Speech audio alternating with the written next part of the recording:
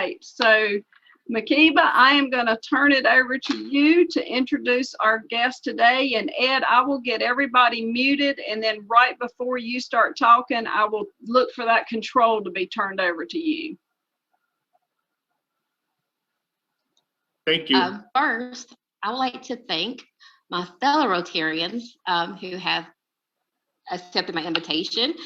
Miss Betty, Dave, Ann, Lonnie, Sandra, Tim, Lisa and Bill, Craig and Cynthia. Thank you so much for supporting me today. It's greatly appreciated. Today, my guest is Edward C. Courtney. Those of you who are longtime Thomasville natives are probably familiar with the name.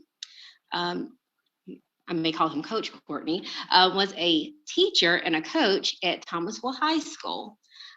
He taught economics, legal and political systems in action, U.S. history, Black American culture, and he won 7 state championships in football and also coached middle school and middle school baseball. He's been with the United States Treasury Department and the Department of Justice, Bureau of Alcohol, Tobacco, Firearms, and Explosives since March of 2001. He began his career there in the Greensboro office. He then moved to the ATF headquarters in Washington, D.C., and he is now located in Glencoe, Georgia. And at this point, I will give it over to Coach Courtney now. I'm seeing you, but now I can't find the screen to try and share this. Okay. Yeah, this is Keith. You remember getting evaluated in the classroom? Dude, don't even start, Mr. Tobin. That's normally what happens. Believe me, the last hour has been very frustrating for me. Buddy, I appreciate you. I appreciate you being here. All right, well, I apologize for the problems I've been having. And Ed, if you want to, just talk through your PowerPoint. I can, because believe me, there's nothing super critical on here for anybody to see, because I made it real simple because I knew I didn't have a whole lot of time to talk, and I'd rather answer questions anyway. So as Ms. Gregg said, my name is Ed Courtney. I spent 8 years teaching and coaching full-time at Thomasville High School, and then an additional probably close to 17 years volunteering to coach with the football team. I lived in North Carolina for basically 30 years. I currently am in charge of training for one of 2 groups of ATF employees at the Federal Law Enforcement Training Center in Glencoe, Georgia.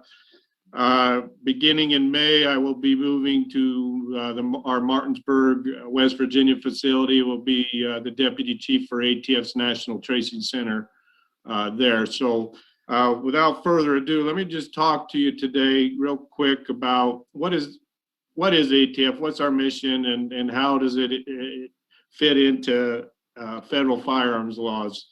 You know, obviously ATF is a law enforcement agency that is now the part of the Department of Justice. When I began employment with ATF, we were part of the Department of Treasury. I started before 9/11 back in 2001. And then when they created the Department of Homeland Security and reorganized federal law enforcement, ATF was kind of left alone as the only law enforcement agency in the Department of Treasury. So Congress moved us to the Department of Justice, and so we're housed in the same executive department as FBI, DEA, Marshal Service as well. So our primary mission is to protect the public and to serve our nation. We specifically work to reduce violent crime, specifically firearms crime. We partner with other federal, state, and certainly local law enforcement agencies to try and serve that mission and accomplish and achieve our goals. Now, as far as federal firearms laws, there's basically been 2 major firearms laws passed since the Great Depression, really. The first is the National Firearms Act, the NFA. That law was enacted in 1934. So a lot of people in the general public are going to think that ATF knows who owns what, and the government has a list of firearms that are owned by people. And for the most part, that is a false statement. However, under the National Firearms Act, if you think back to and Mr. Tobin knows that I'm a history guy and a political scientist guy. We used to teach side by side. That's how far back we go. He used to be a teacher at one time too, not just a retired guy. So if you think back to that time, we were just coming out of the Prohibition era. Organized crime was a big problem in our country. You had the use of Tommy guns, Thompson submachine guns, and frankly, the gangsters were more armed than law enforcement at the time. And so Congress decided that a way to control access to these firearms would be to tax them out of the existence of people, the normal people, to pay for. So the National Firearms Act created 8 categories of firearms. Basically, they're silencers, machine guns, short-barreled shotguns, short-barreled rifles, weapons made from rifles, weapons made from shotguns, any other weapons, which would be things like cane guns and pen guns and holster guns, and then destructive devices, which are things like missiles, rockets, bombs, those sorts of things.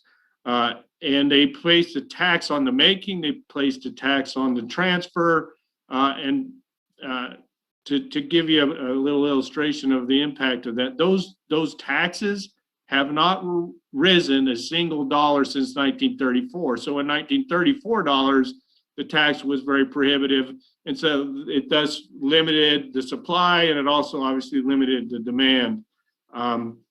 Now, in 1968, if we go fast forward, approximately 35 years later, think about what had happened in our country. We had gone through the assassination of John Kennedy, and then in 68, of course, you have Robert Kennedy and Martin Luther King. And at that time, as you know, Lee Harvey Oswald, I believe, if I'm not mixing up my assassinators, was able to order and receive a firearm through a mail order catalog, and it was just shipped to him directly.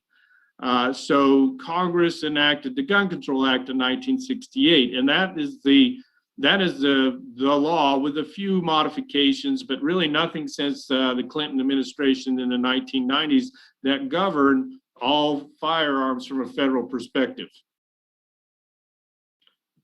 So,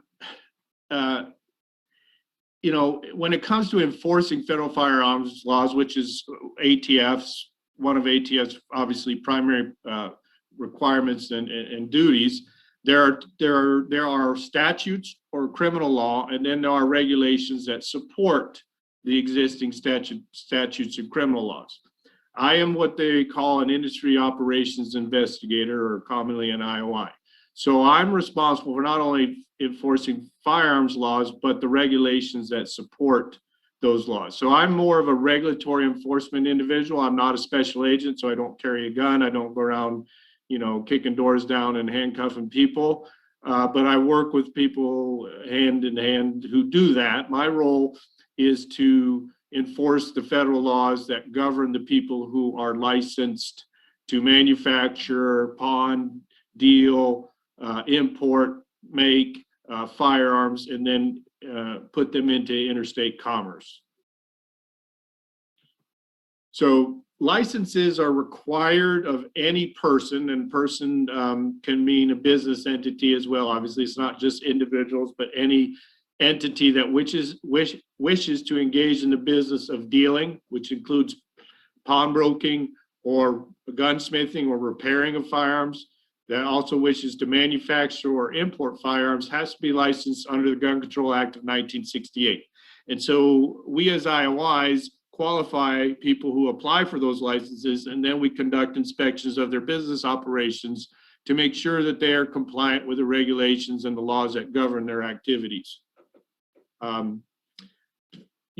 Simply, there are basic two basic records and two basic reports that all federal firearms licensees, or you commonly will hear them called FFLs, are required to maintain. First is what's called an acquisition and disposition record book.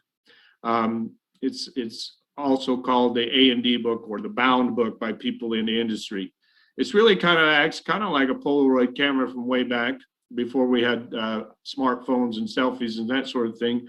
But it's a historical document. So it's going to show to ATF and to whoever looks at it, the business owner included, a historical record of every firearm that's come into their place of business, who it came from, when it came to their business, the manufacturer and importer of the firearm, the model number on the firearm, the type of firearm, is it a rifle, is it a shotgun, is it a pistol, is it a revolver, and then from whom it was received. So they acquire firearms either from other federal licensees or from individuals.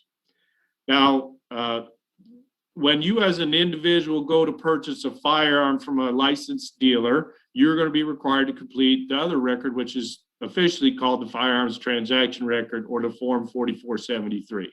So you as an individual put your demographic information down there. You have to answer questions because there are 10 categories that if you had to answer in the affirmative, answer yes to those questions, would prohibit you under federal law from possessing or receiving those firearms. So you put your demographic information down, you answer the questions indicating you are not prohibited.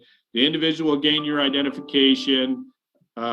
You will go through a background check. And in North Carolina, they use the FBI's NICS, National Instant Criminal Background Check System. But state law in North Carolina also has a requirement that either a handgun purchase permit or a concealed carry permit be provided when a handgun, meaning a pistol or revolver, are transferred. You get those from your local sheriff's department, and on the sale of a handgun, it's one pistol purchase permit for every one handgun that is transferred.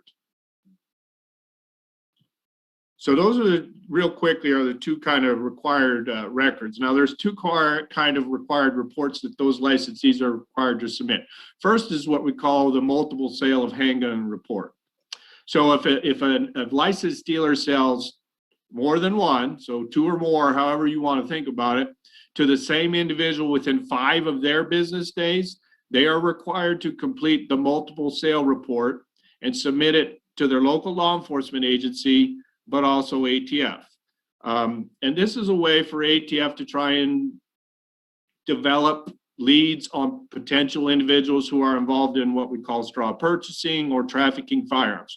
So, I mean, if you pay attention to the news, the South is, from a state perspective, has fairly lax firearms laws, so it's pretty easy to acquire firearms. And so they travel north, and they travel north on 85 or 95 to places like Washington, D.C., Baltimore, Maryland, Philadelphia, Pennsylvania, New York City, et cetera, because as you move further north in the country, especially in those large metropolitan areas, the laws that govern firearms are much stricter than they are further south in the country that you go. So that's a way for us to perhaps identify individuals who are involved in moving firearms from lawful commerce to unlawful commerce. Then, obviously, there's what we have, it's called a theft loss report. So obviously a theft results from either a robbery, which we do, there are approximately 30 to 35 robberies of FFLs on an annual basis. So that means somebody during their business hours comes in and forcefully steals. There are burglaries, so that's after hours when somebody breaks into the premises. That is much more frequent, and that happens literally thousands of times a year. And then there are larcenies, where it's probably an employee theft or some sort of diversion by an individual that has access to the firearms as an employee of that business. So if you discover a theft or loss of firearms within 48 hours, you must report it to ATF. They're instructed to immediately file it with local law enforcement. Local law enforcement is going to issue them a report number that goes to ATF, and then that's entered in. Stolen guns are entered into the NCIC system. and missing firearms or lost firearms are entered into a secondary database. Now, I will make this point. ATF does not, nor I should say, I guess, federal regulations do not require businesses that house firearms in their business to ever do an inventory. So those of you are, and I'm sure many Rotarians are business people, probably scratching your head, how can you run a business and not know what you have in inventory or in stock at any given point in time? But we cannot require it. We also cannot require, from a federal perspective, any sort of security measures. So if somebody wants to leave their doors and windows open and guns laying on the floor 24/7, there's nothing from a regulatory or federal perspective that we could do about that. And obviously, if you are in business of dealing firearms, you have an innate increased risk of being targeted for theft, obviously. So I pulled some numbers. These numbers are from March of this month, so just a couple weeks ago. There were 131 federal firearms license applications in process in North Carolina as of March 10th. There were 1,835 licensed dealers of firearms in the state of North Carolina as of 2 weeks ago. There were 385 licensed pawnbrokers, meaning they were licensed to pawn in firearms. There were 573 entities that were licensed to manufacture firearms in the state of North Carolina, and 35 entities that were licensed to import firearms into the United States, all located with premises in the state of North Carolina. So that is my presentation, pretty quick and down and dirty for you. I knew I had a short time, but I would be more than happy to entertain any sort of questions or comments that you have. Well, Ed, thank you so much. And I am sure we're going to have questions. So those with questions, if you guys will go ahead and unmute yourselves, and pretty much you can ask at will. Ed, this is Phil Griffin. Thanks for coming today.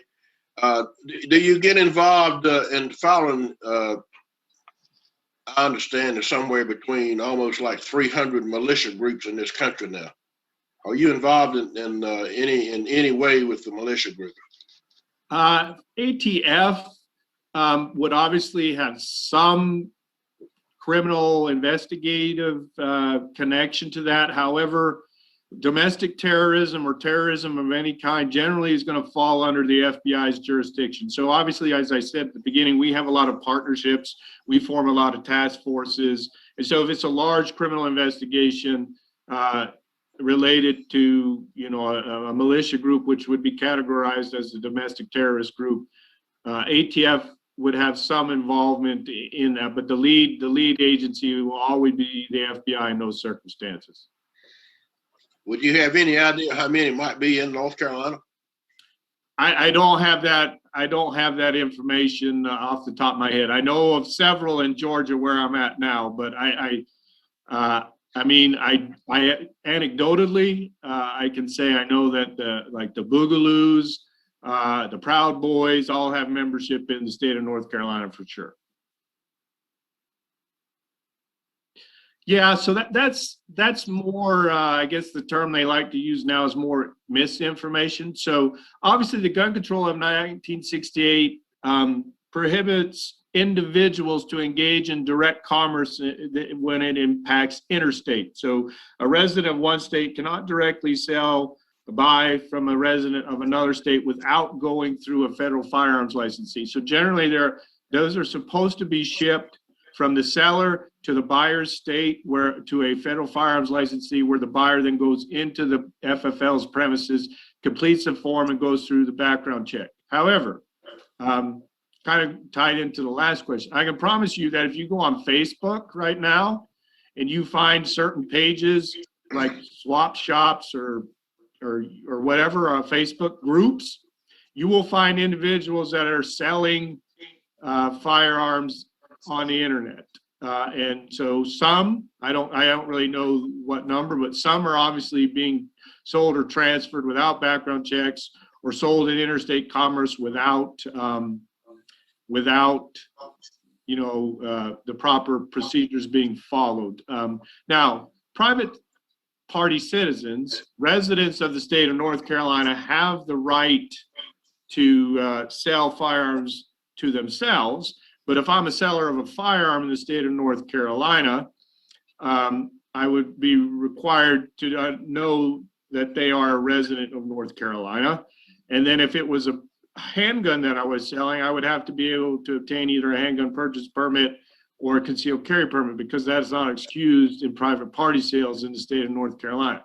Now, obviously, many individuals do sell firearms, their personal firearms, in private party sales on occasion. My recommendation is always you want to create a full bill of sale, because you never know what will happen with that firearm in the future once it's sold. So you would want a full bill of sale that indicates what the firearm was, to include its serial number, to whom you sold it, and when you sold it. Because if that firearm is recovered in the future by law enforcement and traced, and you were the first person to buy it from a retail dealer, either ATF or the locals are going to come knocking on your door and want to know what you did with that gun that was just used in a murder, down the street. So you got to take smart, practical measures to protect yourself when you engage in that activity. Ed, Sam Barefoot, kind of along those same lines. If you're going through someone's home for an estate, or maybe family members have passed away and there's no heirs or anything, and you find firearms, what should you do properly in that situation? So Sam, are you an auctioneer at all? No.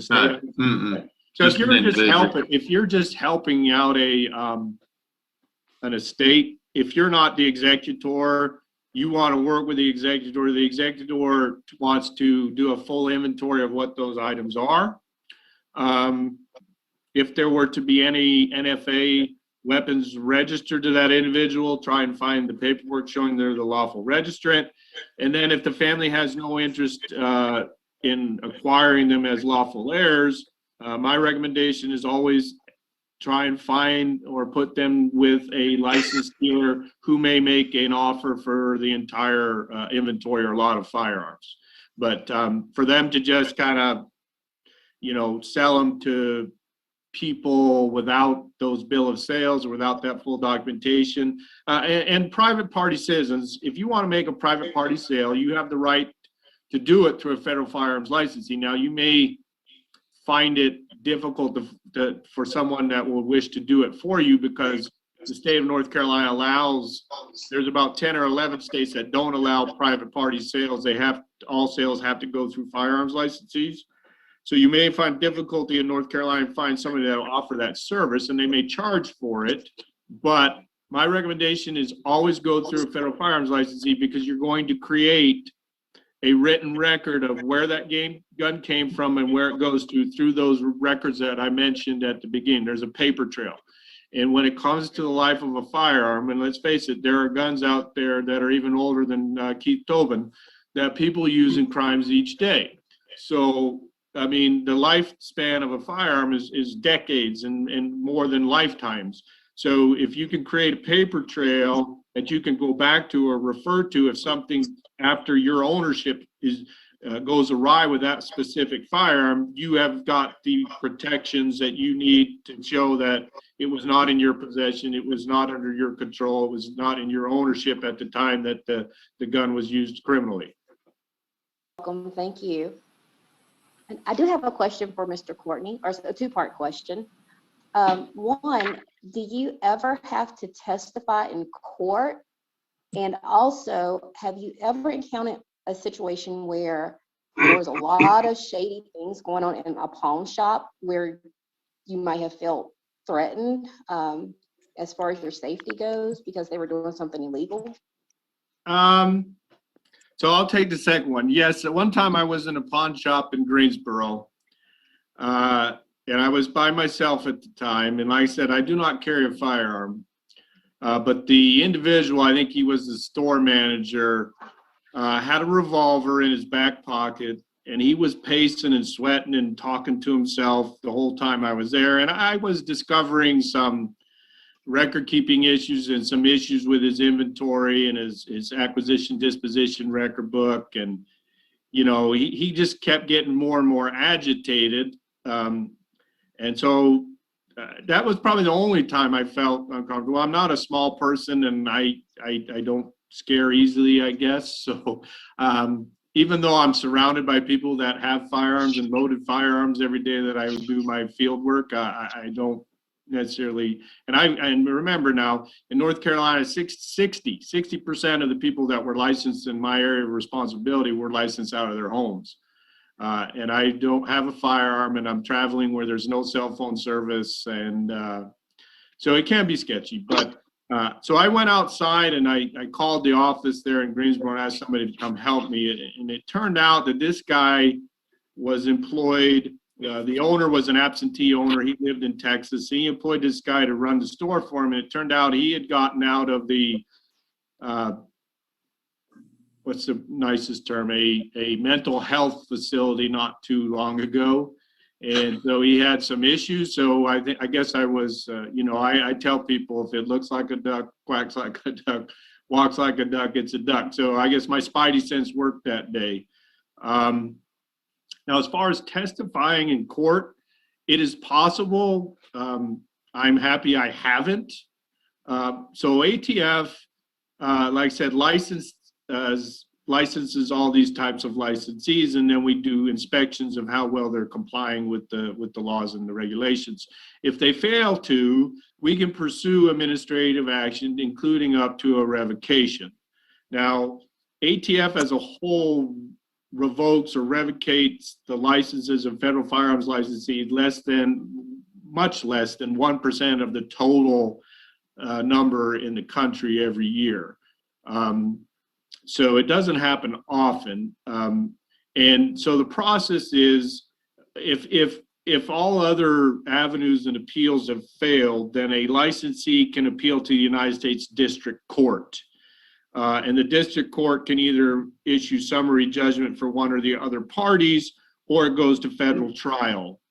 Now, I have not testified, but I have people that I've worked with there in Greensboro on more than one occasion where there were federal trials where they were like the lead investigator or were the only investigator involved in inspections, where they've had to testify in federal court. So you're placed under oath, the rules of evidence, all of that applies to you.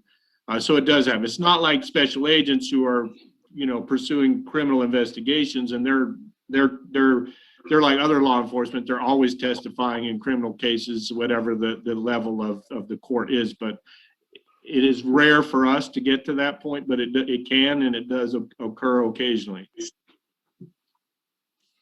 Ed, it's Keith. Yeah. I got to run, buddy, but I will say this. Thank you for sharing today. You did a great job, by the way, and I appreciate that. I know you're passionate about that, as you were passionate about education. I appreciate that. We miss you around here, buddy, and congratulations on that promotion, it sounds like. Very deserving, I'm sure. Oh, I appreciate it, Keith. I'll make it by Thomason one of these days. I see. All right, stop by. All right, man. Take care. All right, take care. Thanks. Ed, this is Tony McCullough. I got a question unrelated to firearms. This is the Alcohol, Tobacco, and Firearms Division, correct? Yeah, well, the official title is Alcohol, Tobacco, Firearms, and Explosives. Yes, sir. Yeah. So how much activity is there now on the alcohol side? There's some popular television shows on right now that deal with moonshine production, and I wonder very often how that goes on without there being some activity from the ATF. Yeah, I think it's kind of like professional wrestling, those shows, but anyway, so as I said at the very beginning, when I first went to work for ATF, we were part of the Department of Treasury. So the Treasury is a revenue collection body for the federal government, obviously. So we had a heavy presence with alcohol and tobacco at that time because they had to pay excise tax, which is basically a making tax. Anytime they made distilled spirits or beer or wine, or they made tobacco products, they had to pay a certain tax to the federal government. And when I first started, we did tax auditing for the Treasury Department of those licensed entities.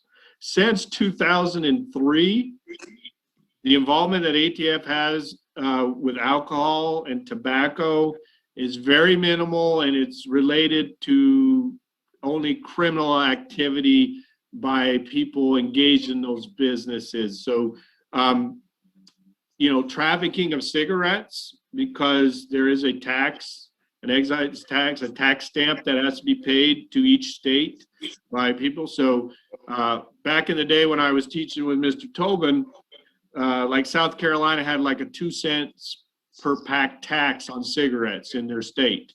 Whereas nowadays, like New York will tax $7, $8 a pack.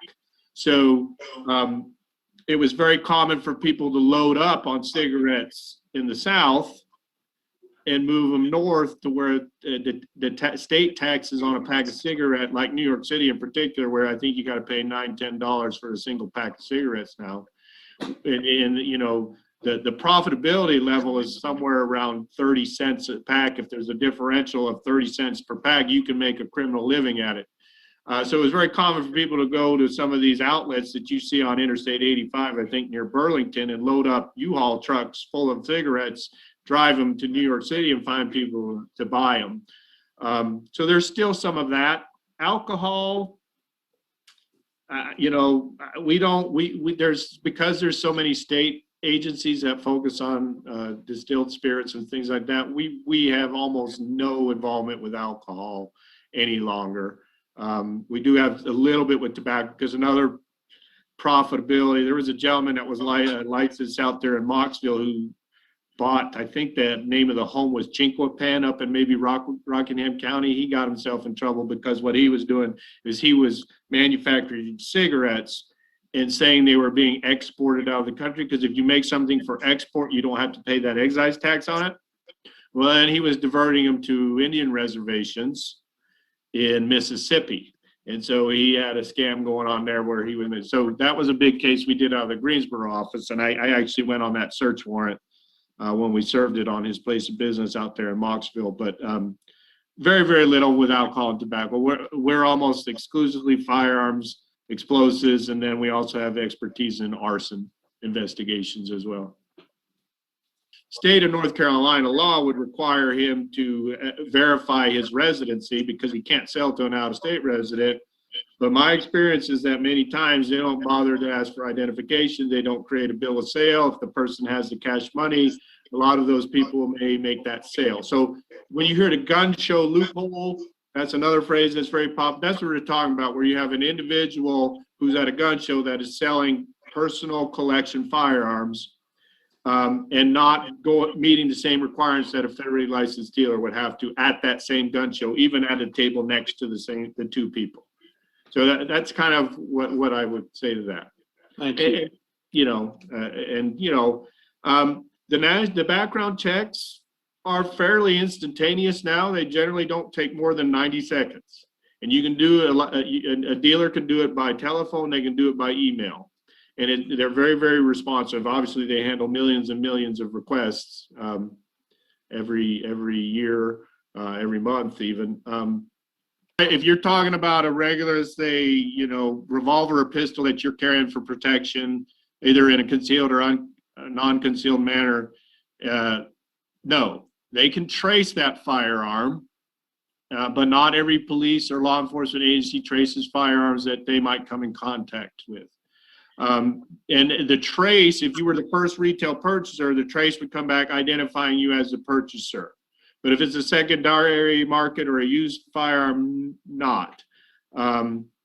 So there is no magic system that can spit out. Now, my experience is that if you were found with a firearm, and let's say you were carrying it concealed and you didn't have a concealed carry permit, and the police confiscated, then the burden of proof would fall on you, not on the police department. Now, if you had purchased that firearm within 20 years, because the licensees are required to keep those records we talked about for a minimum of 20 years from the date of sale.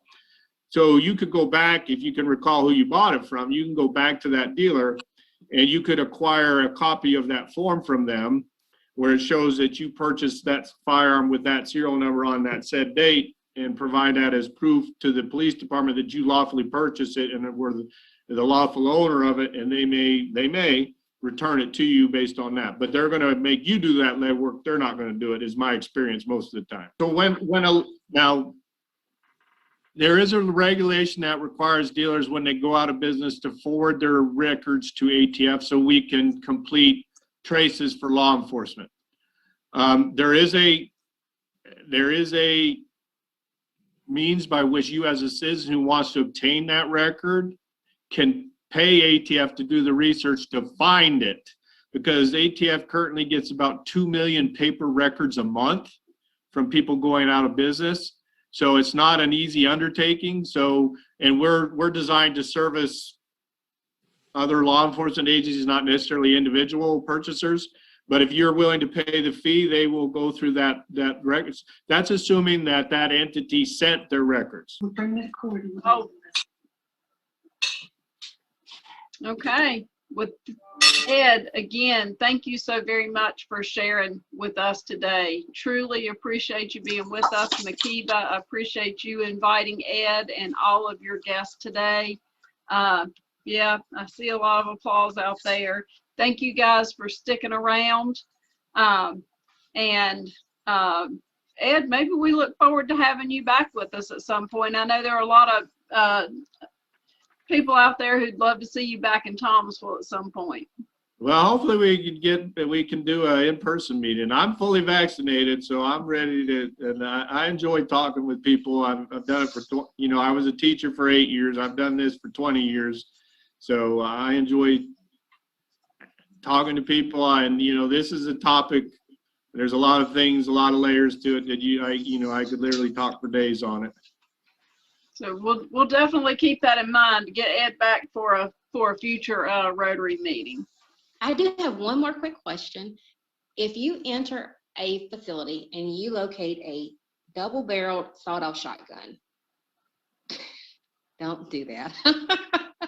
What do you do? I mean, all right, so the first thing we should do is to see whether it is lawfully registered to that particular entity, because you can have legally they're called short-barreled shotguns, not sawed-off shotguns, but short-barreled shotguns are lawful under the National Firearms Act, so long as it was registered when manufactured, the tax was paid to transfer. So that's the first. If it is not registered under the National Firearms Act, then it's contraband. And as an IOI, as an investigator, I don't have seizure authority, so we would call an ATF agent. An ATF agent would seize it because it is contraband, and it would go through what's called the asset forfeiture process, where ultimately it'll probably be destroyed.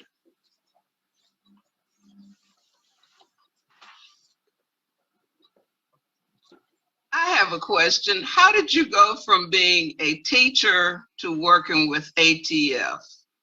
All right, well, Ms. Brown, I'll ask you, are you from Thomasville?